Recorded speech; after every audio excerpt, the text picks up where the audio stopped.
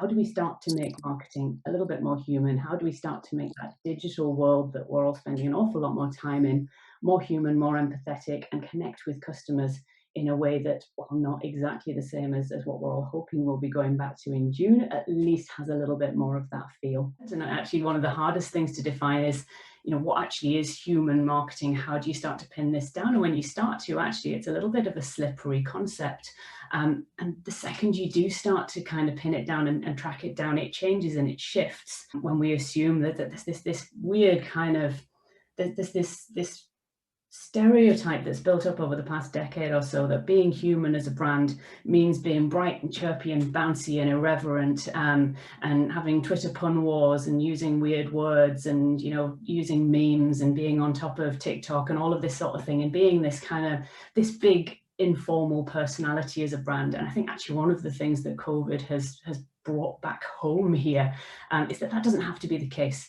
Human interaction doesn't have to be a fun one, doesn't have to be a chirpy, cheerful one. It can be extremely serious and extremely down to earth and still be empathetic and important and valuable. But the biggest point to get across here is actually that tone of voice isn't the be all and end all here, but that actually what it's about is understanding whether something's just a trend and whether you're doing it because everybody else is doing it, or whether it's authentic and it actually matches your brand, it actually matches your knowledge of your audience, and that you're looking at those circumstances and you've developed that tone of voice to fulfill a particular need within your digital strategy. I think actually Weetabix is a really good example of the fact that we shouldn't be just choosing a tone for the time. We should be choosing based on the circumstances. There's a marketer there who's really thinking, who has the freedom to make those sorts of decisions, who has the freedom to take risks and do something that's not been done before.